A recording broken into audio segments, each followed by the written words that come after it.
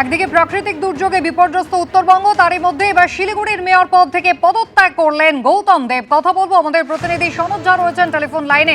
সনৎ, যে জল্পনা গত কয়েক সপ্তাহ ধরে চলছিল, অবশেষে তাতে শিলমোহর, শিলিগুড়ির মেয়র পদ থেকে সরে দাঁড়ালেন এবার গৌতম দেব। যেটা হচ্ছে গৌতম দেব নির্বাচনে হারার পর থেকেই একটা মানসিক প্রস্তুতি নিয়েছিলেন, তিনি পদত্যাগ করবেন। তবে অপেক্ষা করছিলেন যে প্রাক্তন মুখ্যমন্ত্রী মমতা বন্দ্যোপাধ্যায় নির্দেশে। তো যেটা তার যে দাবি, এই পদত্যাগের পেছনে যেটা তার আগে যেটা বলছিলেন যে শিলিগুড়ির মানুষ তার উপর ভরসা রাখেনি, তিনি মেয়র হলেও প্রচুর ভোটের ব্যবধানে তিনি এবার পরাজিত হয়েছেন, যে কারণে তার মনে হয়েছে যে আর থাকা উচিত না। তবে এই মধ্যবর্তী সময়ে সমস্ত কাজ বন্ধ হয়ে গেছিল, কোনো রকম ভাবে রাজ্য সরকার সহযোগিতা ছিল না। তিনি শুধু জরুরি ভিত্তিতে নর্মাল যে কাজ, সেটাই কাজ করা যেত। পুরো কমিশনার সেক্রেটারি তার সঙ্গে কেউ ফোনে কথা বলতো না, ফলে একটা সিচুয়েশন এমন তৈরি হয়েছিল যে একেবারে ডেড লক টাইপ। এবং তিনি শুধু ছিলেন ক্ষমতা, তার যে দাবি যে প্রাক্তন মুখ্যমন্ত্রী মমতা বন্দ্যোপাধ্যায়ের নির্দেশে বারবার অনুমতি চেয়েছেন পদত্যাগ করার, তিনি পাননি। শেষে তিনি কলকাতা গেছিলেন, কলকাতা থেকে প্রাক্তন মুখ্যমন্ত্রী মমতা বন্দ্যোপাধ্যায়ের অনুমতি নিয়ে এসছেন এবং পদত্যাগ করা। এবং গত পরশুদিন থেকে তিনি পদত্যাগপত্র নিয়ে ঘুরছেন, কিন্তু তার যে সমর্থক কাউন্সিলর রয়েছেন তারা কিন্তু তাকে পদত্যাগ করতে দিচ্ছিলেন না, বাধা দিচ্ছিলেন। যে কারণে গতকালকে রাত্রি 8টা পর্যন্ত বৈঠক হয়, সেখানে আলটিমেটলি বলেন যে পদত্যাগ তিনি করবেনই, আর তিনি থাকবেন না। যে অবস্থা চলছে তাতে তাদের কাজকর্ম করা যায় না। তো আজকে কিছুক্ষণ আগে তিনি পুরো কমিশনারকে পদত্যাগপত্র পাঠিয়েছেন, তিনি কোনোভাবে থাকতে চান না। তবে যেটা হচ্ছে গতকালকেই তৃণমূল সূত্রে যেটা জানা গেছে যে তৃণমূলের অন্যান্য কাউন্সিলর যারা রয়েছেন তারা কিন্তু নিজেরা বোর্ড তৈরি করবেন। গৌতম দেব পদত্যাগ করেছেন ঠিকই, কিন্তু বাকি যে কাউন্সিলর রয়েছেন, সংখ্যাগরিষ্ঠ কাউন্সিলর তৃণমূলের পক্ষে আছেন, তারা কিন্তু বোর্ড তৈরি করবেন নিজেদের মধ্যে কাউকে মেয়র পছন্দ চুজ করে তারা ক্ষমতা থাকবেন, তারা কিন্তু ক্ষমতা ছেড়ে দেবেন না, এখন পর্যন্ত যেটা জানা যাচ্ছে। বিকেলবেলায় আজ লোকসভার অধ্যক্ষ ওম বিড়লার সঙ্গে দেখা করবেন অভিষেক বন্দ্যোপাধ্যায়। ইতিমধ্যেই তিনি রওনা দিয়েছেন কলকাতা থেকে। শিবাশিস মৌলিক আমাদের প্রতিনিধি রয়েছেন আমাদের সঙ্গে। শিবাশিস, আমরা জানি কদিন আগেই কীর্তি আজাদ, সাগরিকা ঘোষ তারা অভিষেক বন্দ্যোপাধ্যায়ের সই করা একটি চিঠি স্পিকারের হাতে তুলে দিয়েছিলেন, সেই সংক্রান্ত আলোচনায় কি আজ হবে?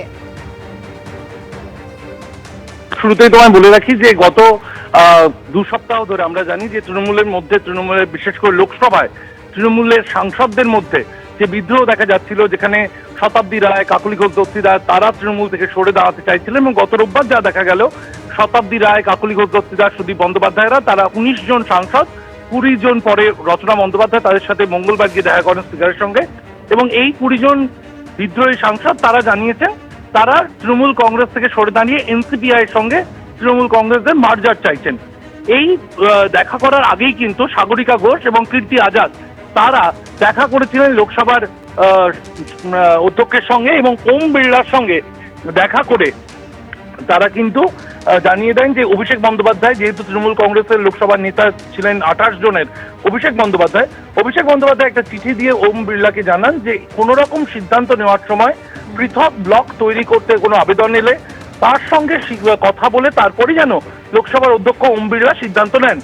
সেই মর্মে চিঠি আগেই পৌঁছে গিয়েছিল এবং সেই চিঠির পাল্টা মঙ্গলবার কিন্তু লোকসভার অধ্যক্ষ তিনি অভিষেক বন্দ্যোপাধ্যায়কে চিঠি দিয়ে জানান যে তাদের বক্তব্য শোনার জন্য তিনি অপেক্ষা করছেন এবং তারপরে তিনি সিদ্ধান্ত নেবেন। এরপরই কিন্তু অভিষেক বন্দ্যোপাধ্যায় আজকে তিনি দিল্লিতে আসছেন। দিল্লিতে আর কিছুক্ষণ পরেই দিল্লি এসে পৌঁছবেন অভিষেক বন্দ্যোপাধ্যায়। আজ বিকেল 5টার মধ্যে সংসদে গিয়ে লোকসভার অধ্যক্ষ ওম বিড়লার সঙ্গে দেখা করবেন অভিষেক বন্দ্যোপাধ্যায়। আলোচনা হবে তৃণমূল কংগ্রেসের এই ভাঙন প্রসঙ্গে। ধন্যবাদ। কলকাতা সহ দক্ষিণবঙ্গের 10টি জেলায় হলুদ সতর্কতা জারি করা হয়েছে। দক্ষিণবঙ্গ জুড়ে দফায় দফায় বৃষ্টি চলছে, যা আগামী মঙ্গলবার পর্যন্ত চলবে বলে জানা যাচ্ছে। কলকাতার কি পরিস্থিতি জানবো, অনির্বাণ বিশ্বাস আমাদের প্রতিনিধি রয়েছেন আমাদের সঙ্গে। অনির্বাণ, কলকাতা পুলিশ সূত্রে কি জানা যাচ্ছে, কলকাতা পুরসভায় বা কি ব্যবস্থা নিচ্ছে? দেখো, তোমাকে প্রথমে জানিয়ে রাখি যে কলকাতা পুরসভা ইতিমধ্যে কিন্তু তার যে কন্ট্রোল রুম সেই কন্ট্রোল রুম কিন্তু ইতিমধ্যে তারা খুলেছে। এবং তুমি জানো যে 21শে জুন যেহেতু আন্তর্জাতিক যোগা দিবস রয়েছে, প্রধানমন্ত্রী নরেন্দ্র মোদী তিনি শহরে আসছেন, স্বাভাবিকভাবে কর্পোরেশনের যারা বিভিন্ন কর্মীরা রয়েছে তাদের ছুটি কিন্তু ইতিমধ্যে বাতিল করা হয়েছে। এবং আমরা কর্পোরেশন সূত্রে যতটুকুনি খবর পাচ্ছি তাতে কিন্তু প্রতি মুহূর্তে তারা আবহাওয়া দপ্তরের সাথে তারা কিন্তু যোগাযোগ রেখে চলেছে। অন্যদিকে কিন্তু কলকাতা পুলিশ সূত্রে অর্থাৎ কলকাতা ট্রাফিক পুলিশ সূত্রে আমরা যা জানতে পাচ্ছি সেটা হচ্ছে সেন্ট্রাল অ্যাভিনিউর উপরে কিন্তু একাধিক জায়গায় কিন্তু জল জমেছে, যেমন মুক্তারাম বাবু স্ট্রিট, গিরিশ পার্কের কাছে, এরকম বিভিন্ন জায়গায় কিন্তু পকেটে পকেটে জল দাঁড়িয়ে গিয়েছে। এর পাশাপাশি কিন্তু আমার স্ট্রিট সেখানেও জল রয়েছে, বেশ কয়েকটা আন্ডারপাস সেখানেও কিন্তু জল জমেছে, যেমন Maniktala underpass, Ultadanga underpass, Patipukur underpass, এই সমস্ত জায়গায় জল জমেছে।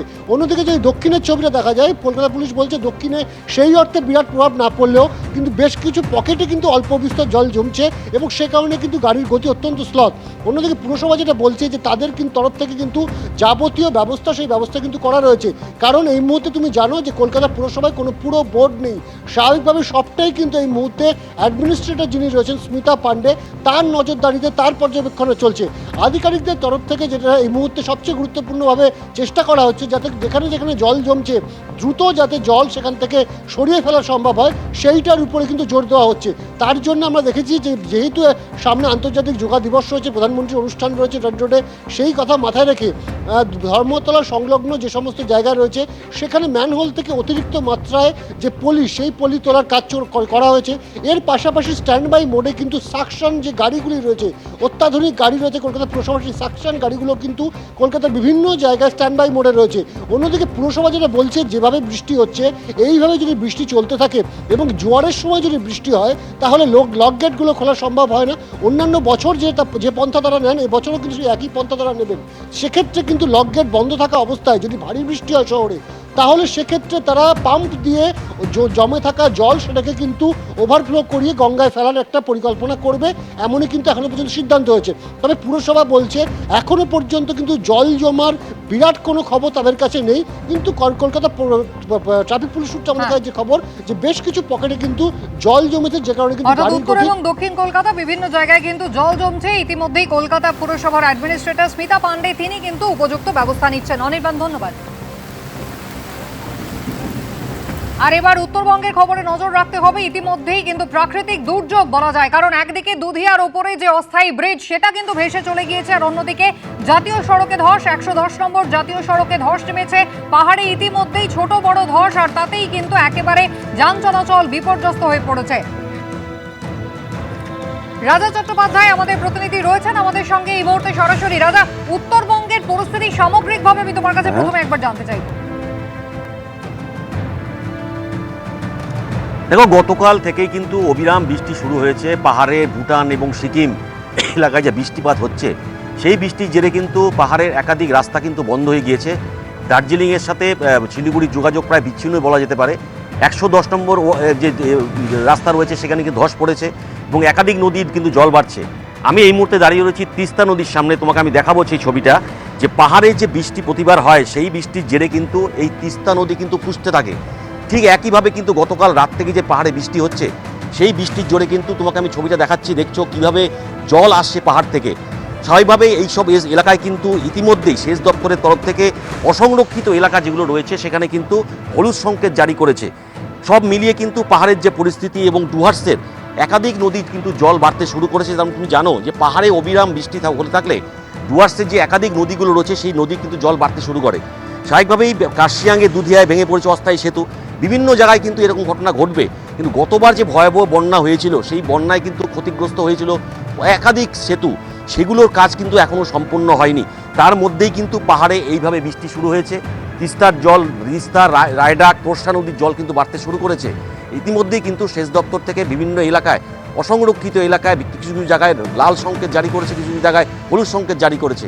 সব মিলিয়ে কিন্তু একটা বিপর্যয় অবস্থা তুমি বলতেই পারো যে গতবার যে ভয়াবহ বন্যা জলপাইগুড়িতে হয়েছিল তার কিন্তু এবারও আসতে পারে, কারণ বিভিন্ন এলাকায় সেই সমস্ত অসমাপ্ত কাজ যেগুলো রয়েছে সেগুলো কিন্তু এখন সম্পূর্ণ হয়নি। সবে নতুন সরকার এসেছে, তারা কিন্তু কাজগুলো করতে শুরু করেছে। ইতিমধ্যেই কিন্তু এই বর্ষা নেমে গেল এবং পাহাড়ে যে বৃষ্টি শুরু হয়েছে, আগামী 24 ঘন্টায় কিন্তু ভারী বৃষ্টিপাতের সম্ভাবনা একেবারে রয়েছে। রাজা, তুমি দুধিয়ার কথা বলছিলে, সেই ছবিটা একবার দর্শকদের দেখিয়ে দিই যে গত 10ই অক্টোবর থেকে কিন্তু অস্থায়ী ব্রিজ নির্মাণের কাজ শুরু হয়েছিল। গত বছর প্রবল বৃষ্টি যখন হয়েছিল উত্তরবঙ্গে, সেই সময় জলের তোড়ে ভেসে গিয়েছিল একাধিক রাস্তা, সেতু পুনর্নির্মাণের কাজ শুরু হয়েছিল অক্টোবর থেকে। 54 কোটি টাকার এই অস্থায়ী ব্রিজ নির্মাণের কাজ শুরু হয়েছিল। সিমেন্ট, পাইপ, পাথর দিয়ে ব্রিজের নির্মাণ কাজ চলছিল। প্রায় 468 মিটারের এই ব্রিজ তৈরিতে মোট 132টি হিউম পাইপ ব্যবহার করা হচ্ছে। কিন্তু তারই মধ্যেই প্রবল বৃষ্টি আর প্রাকৃতিক দুর্যোগ, বালাসন নদীর জল ইতিমধ্যেই বেড়ে গিয়েছে। আপনারা জানেন উত্তরবঙ্গের একাধিক নদী কিন্তু রীতিমতো ফুঁসছে এবং তার ফলে কিন্তু এবার অস্থায়ী যে ব্রিজ তাও কিন্তু ভেসে গেল। রাজা চট্টোপাধ্যায় আমাদের প্রতিনিধি রয়েছেন আমাদের সঙ্গে। আমি রাজা, তোমার সঙ্গে আরেকবার যদি জানতে চাইবো, যে দুধিয়া গত বছর আমরা দেখেছিলাম যে পাকা যে ব্রিজটা ছিল সেটা ভেঙে গিয়েছিল এবং তারপরেই অস্থায়ী ব্রিজ তৈরির কাজ শুরু হয়েছিল, সেটাও এবার জলের তোড়ে ভেসে গেল। বর্ষা সবে শুরু। হ্যাঁ কুসুমিতা, তুমি ঠিকই বলেছো। দেখো, তুমি জানো যে গতবার যে সমস্ত বন্যায় যে সমস্ত এলাকায় ক্ষতি হয়েছিল, সেই ক্ষতির কাজগুলো কিন্তু নতুন সরকার এসেই শুরু করেছে। তার মধ্যেই এই প্রাকৃতিক দুর্যোগ, যেভাবে বৃষ্টি হচ্ছে এবং আগামীতে যে বৃষ্টির সতর্কতা রয়েছে, এই কাজগুলো কিন্তু এই বছরও ঠিকঠাক সম্পূর্ণ হবে কিনা সেই নিয়ে কিন্তু একটা চিন্তা রয়েছে। কারণ শুধু পাহাড় নয়, একাধিক ডুয়ার্সের বিভিন্ন এলাকায় কিন্তু এইভাবে একাধিক সেতু সেগুলো কিন্তু ভেঙে গিয়েছিল, সেগুলোর কাজ কিন্তু এখনও অসমাপ্ত রয়েছে, সেগুলোর কাজ এখনও হয়নি। সবে বৃষ্টি শুরু হলো, আগামীতে তো প্রচুর বৃষ্টিপাত হবে, কিন্তু সেই সময় আমাদের সেই দেখা থাকবে যে কি পরিস্থিতি তৈরি হয়। যুদ্ধকালীন পরিস্থিতিতে কিন্তু প্রশাসন কাজ শুরু করবে এবার বলেছে, কিন্তু এখন পর্যন্ত যা খবর রয়েছে, বিভিন্ন যে একাধিক সেতু তুমি কথা বলছিলে, সেগুলোর কাজ কিন্তু নতুন সরকার এসে শুরু করেছে। তার মধ্যেই কিন্তু এই ভারী বৃষ্টি আগামীতে কি হয় সেটাই আমাদের দেখার। একেবারে রাজা, ধন্যবাদ। দক্ষিণবঙ্গের খবর আপনাদের আবারও জানাবো। উত্তরবঙ্গে একেবারে প্রাকৃতিক বিপর্যয়, ইতিমধ্যেই যোগাযোগ ব্যবস্থা কিন্তু প্রায় ভেঙে পড়েছে বলা যায়। কারণ একদিকে দুধিয়ার উপরে অস্থায়ী সেতু যেমন ভেঙে পড়েছে, তেমনি 110 নম্বর যে জাতীয় সড়ক, সেখানেও কিন্তু ইতিমধ্যেই ছোট বড় ধস নামতে শুরু করেছে পাহাড় থেকে। আমাদের দুই প্রতিনিধি সরাসরি আমাদের সঙ্গে এই শহরের ছবি আমাদের দেখাবেন। সুকান্ত মুখোপাধ্যায় রয়েছেন আমাদের সঙ্গে। অন্যদিকে হাওড়ায় কিন্তু সকাল থেকেই শুরু হয়েছে প্রবল বৃষ্টি। সুনীত হালদারের কাছে যাব, তবে আগে সুকান্তর কাছে শহরের ছবিটা জানবো। আবহাওয়া দপ্তরের কি পূর্বাভাস, সুকান্ত? দেখো, সেন্ট্রাল এভিনিউতে আমরা এই মুহূর্তে দাঁড়িয়ে রয়েছি। সরাসরি তোমাকে ছবিটা দেখাবো যে আগে কিছুটা জায়গা জুড়ে কিন্তু জলমগ্ন পরিস্থিতি তৈরি হয়েছে, তবে ইতিমধ্যে কলকাতা পুরসভার তরফে সেখানে কিন্তু গাড়ি পাঠানো হয়েছে এবং যাতে দ্রুত এই জল নামানো যায়। এবং ঠিক এই যে সেন্ট্রাল এভিনিউর যা একেবারে চাঁদনি চক থেকে সরাসরি এমজি রোড ক্রসিং এর দিকে যাচ্ছে, সেইখানে কিছুটা জায়গা এই মুহূর্তে জলমগ্ন পরিস্থিতি তৈরি হয়েছে, তবে জল দ্রুত নেমে যাবে এমনটাই আমরা পুরসভার তরফ থেকে জানতে পারছি। আজকে সকাল থেকে যে চিত্রটা ছিল, অন্ততপক্ষে সকাল 8টা পর্যন্ত কালো মেঘে ঢেকে গিয়েছিল গোটা শহরের যে আকাশ সীমা থাকে সেটা, এবং তারপরে 8:30টার কিছু পর থেকে ঝোড়ো হাওয়া, তার সঙ্গে প্রবল বৃষ্টি শুরু হয়। এখন বৃষ্টির পথের পরিমাণ কিছুটা কমেছে, তবে এই প্রবল প্রায় 1 থেকে 1.5 ঘন্টা বৃষ্টির জেরে কিন্তু কিছু জায়গাতে পকেট ওয়াটার জমেছে, অর্থাৎ কিছু জায়গাতে পকেট জল জমেছে, এবং সেটাও যাতে দ্রুত নেমে যায় সেটাতে কিন্তু বদ্ধপরিকর কলকাতা পুরসভা। আমরা জানি যে আগামীকাল এবং পরশু ভিআইপি মুভমেন্ট রয়েছে, বিশেষ করে রবিবার দিনকে যোগা দিবস রয়েছে, এবং এই বৃষ্টির যে পূর্বাভাস সেটাও কিন্তু আগামী রবিবার পর্যন্ত অতি প্রবল রয়েছে। ফলত একদিকে যেমন শহরকে সচল রাখা একটা অত্যন্ত কড়া চ্যালেঞ্জ কলকাতা পুরসভার কাছে, তার পাশাপাশি যাতে কোথাও জল না জমে, যাতে সুষ্ঠুভাবে আগামী রবিবারের যে কর্মসূচি রয়েছে সেটা যাতে পুরোপুরি ঠিকভাবে হয়, সেটাতে বদ্ধপরিকর কিন্তু কলকাতা পুরসভা। আলিপুর আবহাওয়া দপ্তর সূত্রে যেটা খবর, যে উত্তরবঙ্গ তো বটেই, পাশাপাশি দক্ষিণবঙ্গের 10টি জেলাতে কিন্তু হলুদ সতর্কতা ইতিমধ্যে জারি করা হয়েছে, এবং যে কারণে কিন্তু এই ভারী থেকে অতি ভারী বৃষ্টির সম্ভাবনা আগামী রবিবার পর্যন্ত রয়েছে। কেন এই বৃষ্টিপাত হচ্ছে, যেটা জানা যাচ্ছে যে বিহার থেকে পাঞ্জাবের উপরে একটি নিম্নচাপ অক্ষরেখা তৈরি হয়েছে, তার জেরেই কিন্তু এই প্রবল বৃষ্টিপাত, এবং তার জেরে আবহাওয়া স্বস্তি আগামী দুদিন কিছুটা থাকবে, যেটা গত 1 থেকে 1.5 সপ্তাহ 38 থেকে 40 ডিগ্রি সেলসিয়াসে গিয়ে পৌঁছেছিল। আর্দ্রতাজনিত কারণে একটা ব্যবসা গরমে তৈরি হয়েছিল, সেই জায়গা থেকে কিন্তু এই যে আবহাওয়ার পরিবর্তন সেটা কিছুটা স্বস্তি দেবে। তবে যে শহরের ছবি তোমাকে দেখাচ্ছি, যে বেশ কিছু জায়গাতে কিন্তু ইতিমধ্যেই ব্যবস্থা নিতে শুরু করেছে যাতে কোনোভাবেই জল না জমে। হাওড়ার কি পরিস্থিতি, সুনীত হালদার আমাদের জানাবেন। সুনীত, হাওড়ায় প্রবল বৃষ্টি হচ্ছে সকাল থেকে, আমরা জানি পিছনে জল জমে রয়েছে দেখছি রাস্তায়। দেখো কুসুমিতা, তুমি ঠিকই বলেছো, যে এই মুহূর্তে কিন্তু আমরা যেখানে দাঁড়িয়ে আছি হাওড়ার বেলগাছিয়া মোড়ের কাছে, সেখানে কার্যত চারদিকে জল থই থই করছে। যেটা জানা গেছে গতকাল সন্ধ্যের পর বৃষ্টি শুরু হয়, সঙ্গে ঝোড়ো হাওয়া, এবং আজ ভোর থেকে দফায় দফায় প্রবল বর্ষণের ছেড়ে হাওড়া শহরের যেসব নিচু এলাকাগুলো আছে সেগুলো কার্যত জলমগ্ন হয়ে পড়ে। টিকিয়াপাড়া, সালকিয়া, বেলগাছিয়া, শিবপুর বিস্তীর্ণ এলাকা কিন্তু জলমগ্ন হয়ে পড়ে। এই মুহূর্তে আমরা রয়েছি বেলগাছিয়া মোড়ে, সেখানে যে মেন রোড বেনারস রোড সেটা কিন্তু কার্যত জল থই থই করছে। কোথাও গোড়ালি সমান জল, কোথাও হাঁটু সমান জল দাঁড়িয়ে গেছে। দোকানে যে আমরা দেখতে পাচ্ছি সেখানে দোকানেও জল ঢুকে গেছে, এবং যে স্বাভাবিক জনজীবন কার্যত বিপর্যস্ত হয়ে পড়েছে। এই মুহূর্তে যারা অফিস যাত্রী তারা কিন্তু অত্যন্ত অসুবিধার মধ্যে পড়েছে, সমস্যায় পড়েছে। রাস্তায় গাড়ি ঘোড়া কমে গেছে, এবং জল জমে যাওয়ার কারণে অটো, টোটো, বিভিন্ন যে ছোট ছোট গাড়ি আছে সেগুলো কিন্তু চলছে না। এর ফলে কিন্তু নিত্যযাত্রীরা সমস্যায় পড়েছে। এবং যেটা জানা যাচ্ছে হাওড়া পুরসভা থেকে, হাওড়া পুরসভা দীর্ঘদিন ভোট নেই, নির্বাচিত বোর্ড নেই। একেবারে দ্রুত হাওড়া পুরসভাতেও ভোট হবে এই আশ্বাস কিন্তু মুখ্যমন্ত্রী দিয়েছেন। অবশ্যই আজকে পরিস্থিতির দিকে নজর রাখো। সুনীত, ধন্যবাদ। এবিপি আনন্দ, এগিয়ে থাকে, এগিয়ে রাখে।